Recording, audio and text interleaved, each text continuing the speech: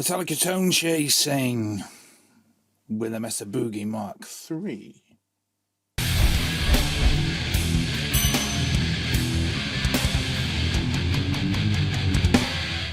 Hello, friends. Back again. Been a little bit of a while. A lot of stuff to do. We're very, very busy over the last week. We're homeschooling the children at the moment, which is I say we. It's the royal we. It's not me. It's my wife, actually. She's doing the majority of the work. I'm just kind of running around and going on necessary errands when necessary and doing things that I'm ordered to do, basically. That's the way it works. And that's the way it is. So anyway, sorry about that, but I'm back with another video. This time I thought I would delve back into something that I haven't done in a long time, which is go back to Metallica, which is a band I grew up listening to, and really part of my formative years. I learnt to play guitar partially through Metallica songs, actually, because I heard, what started it all was Queen, actually, but it was really Metallica that drew me into the kind of more shreddy type sort of guitar playing, if you like, and that heavy tone.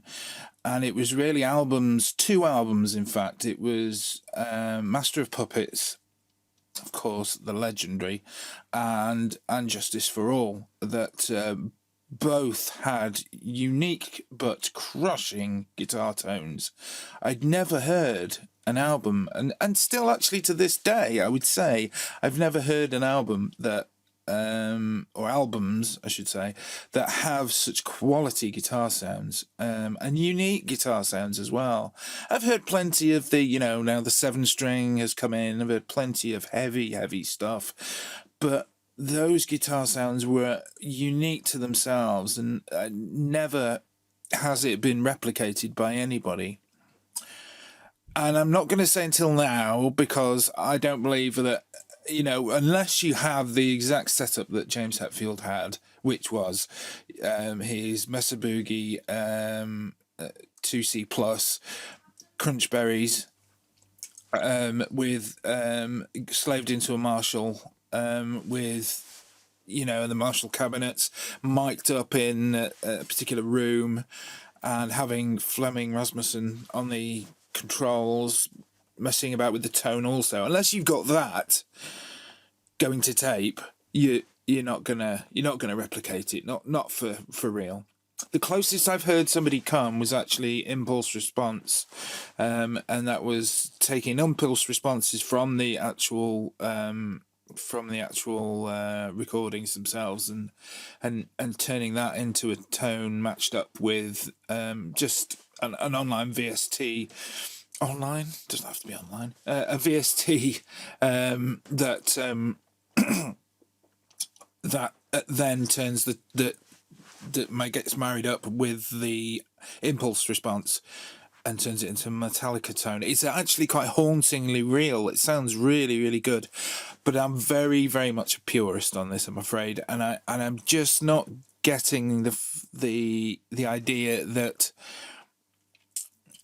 I'm going to try this actually in a video in the future. Actually, I'm going to try this because I still don't believe that VSTs have caught up to exactly and can capture what a genuine guitar amp and cab can produce when mic'd up. I happen to think that we're getting there, particularly the UAD load boxes and those kind of things. We are getting there. And that's what I'm going to be using today, because what I'm going to try and show you is that I've got a Mesa Boogie Mark III. And this is kind of a review of it, but it's really with Metallica in mind, because it was the model after the 2C Plus, and its distortion I think is similar. And if you're into Mesa Boogie, and you've got the money, and you can find one, maybe you can call the it doesn't work. If you've got the money, then you might want to get invested into a Mesa Boogie style thing. So this is kind of a review, but very much with this distortion that Metallica had in mind. So I'm really going to be only demoing that channel. I'll tell you what. I'll have a go at the clean channel as well, because it wouldn't be right otherwise. But I don't have the foot switch, so I'm gonna have to do some because if you've ever played a Mesa Boogie amp, you know that the controls are a little bit tricky to dial in, and you've got to know your way around.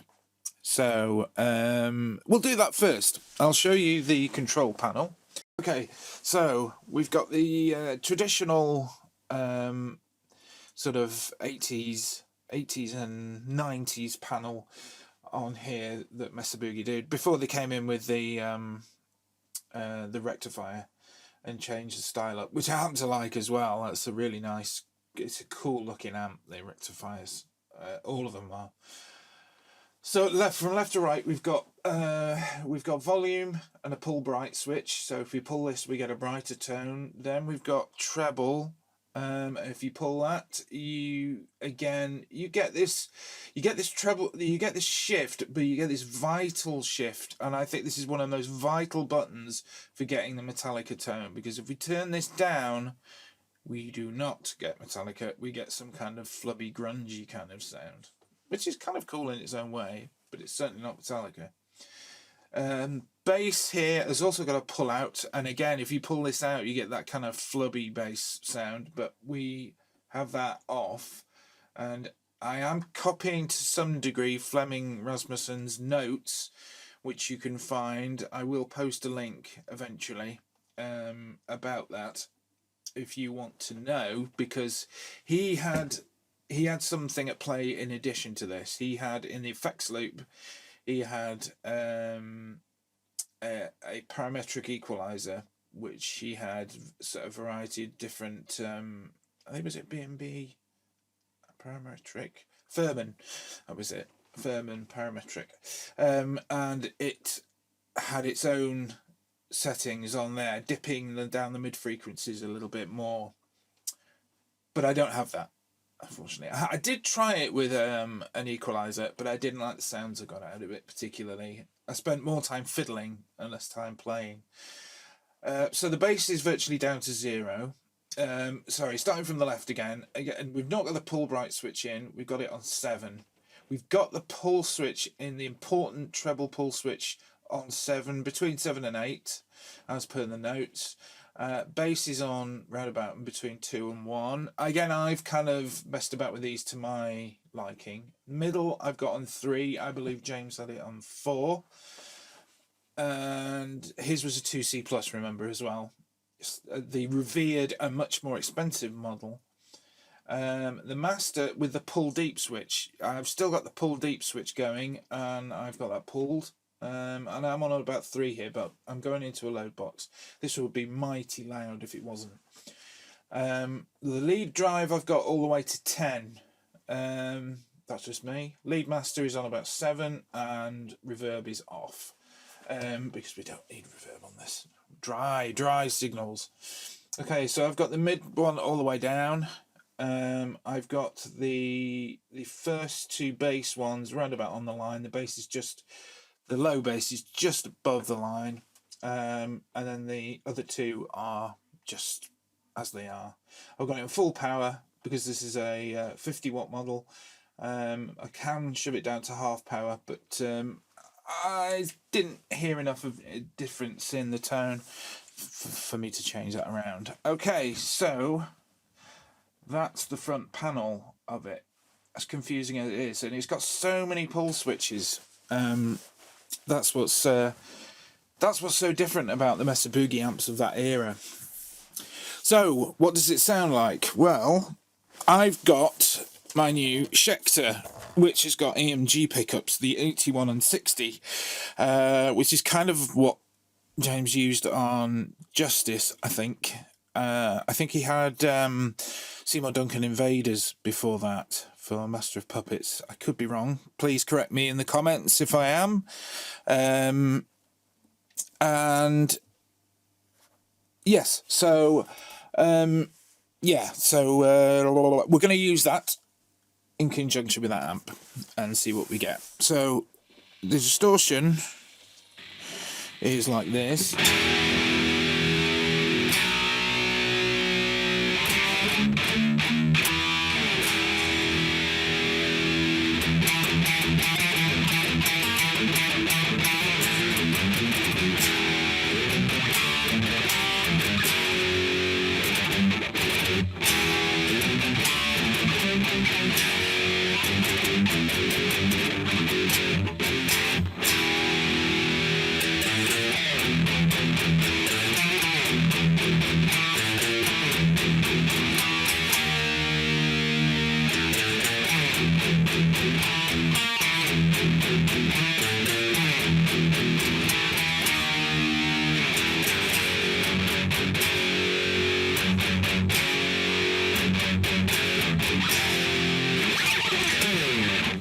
Yeah, so it's pretty heavy.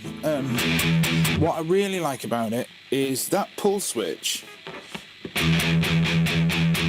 makes it so tight and thrashy. If I turn that down,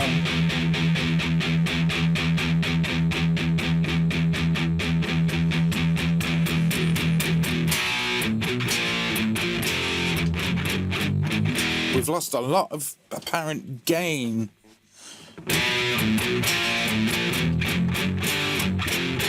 It's quite nice, but it's lost a lot of its gain and that thrashy quality that it has. So let's turn that back up as we go.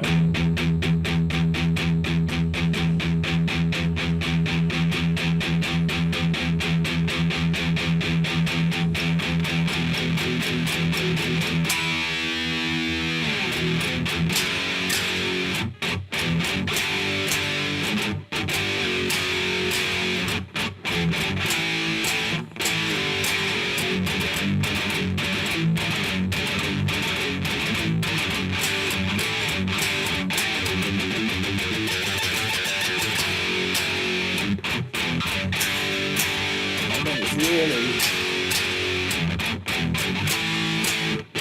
for my ears, quite close.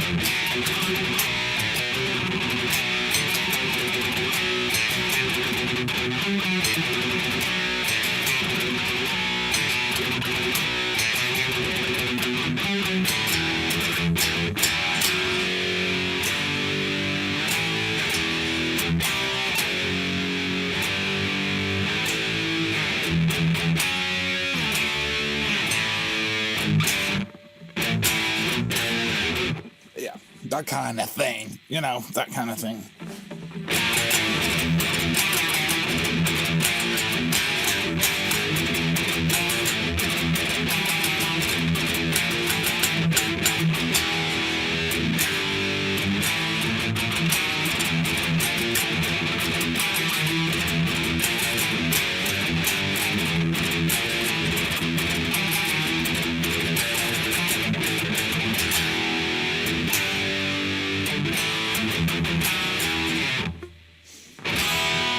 And the notes still sing out. It's not, you know, it's not, if we turn down the what I really love actually is turning down the distortion.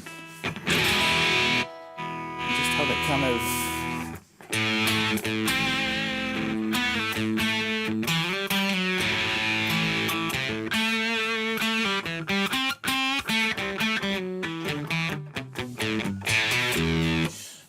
it becomes quite percussive and...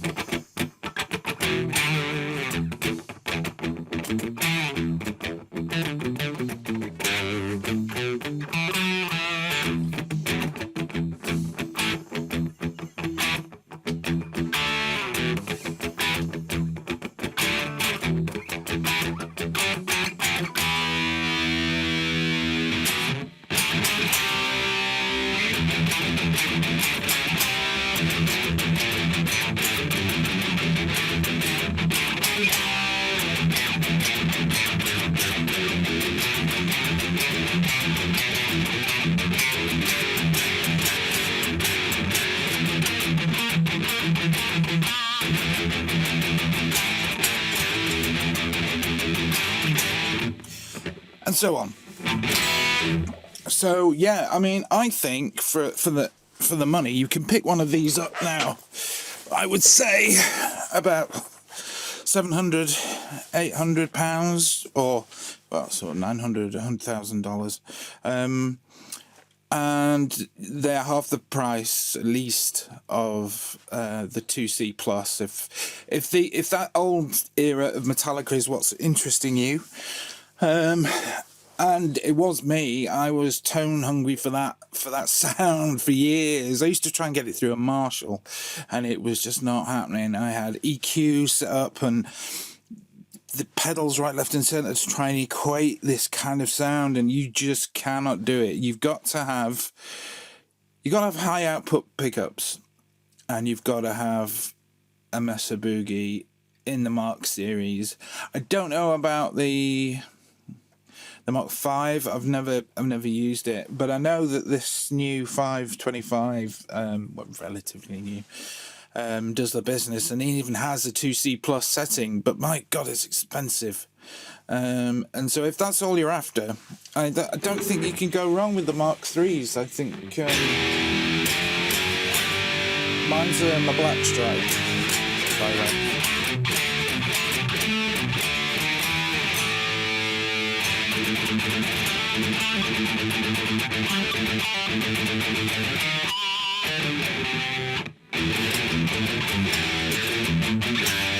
I mean, you can do the black album tunes on it.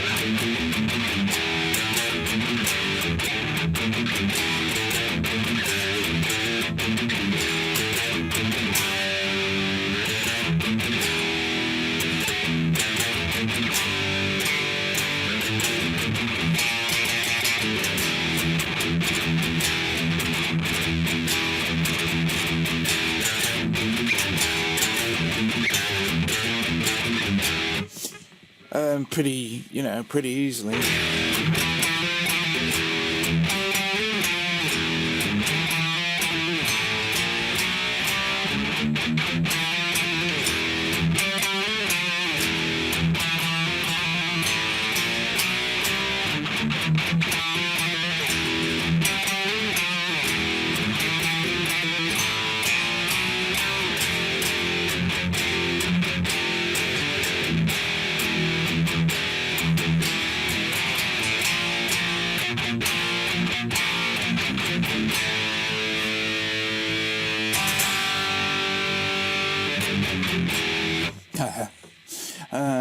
What else have we got? Yeah, so it covers the whole lot, yeah.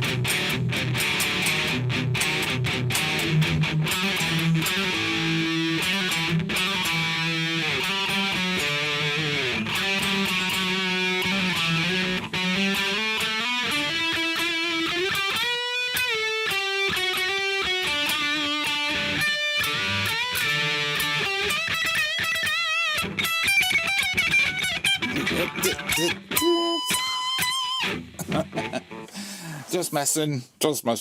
Yeah, so, yeah, I don't know how easy you can find them. I don't think they're not, common, but pick one up if you can and stick with it, because it's a really nice amp. And yeah, I mean, it does have other channels. I did promise I would.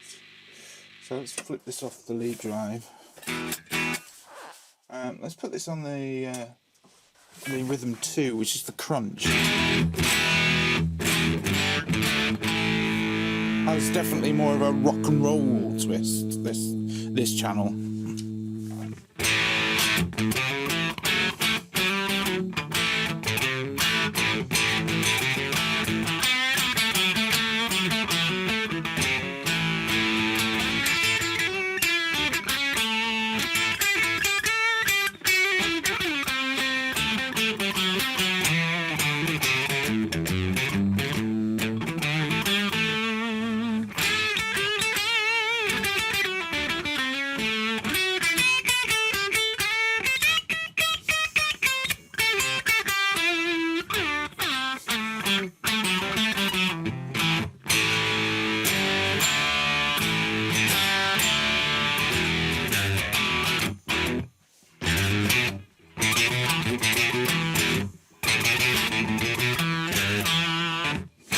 Definitely more rock and roll, and you can get good cleans out of it if you turn the volume down enough on the first thing. Let's see if I can get a clean. It might be quite difficult. I might have to pull it up.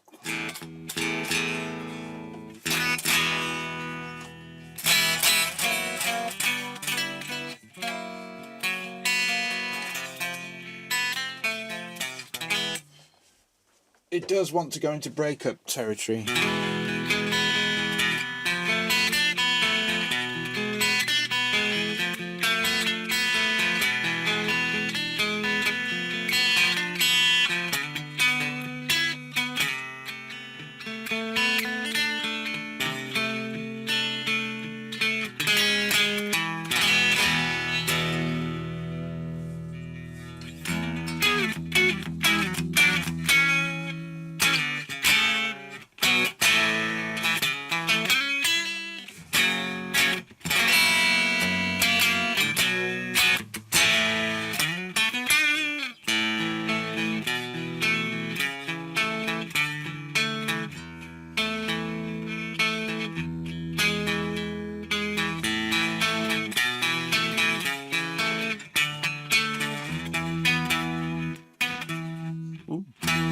Wandering in and out then.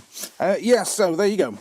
That's the Mesa Boogie Mark III and Tone Chaser Metallica.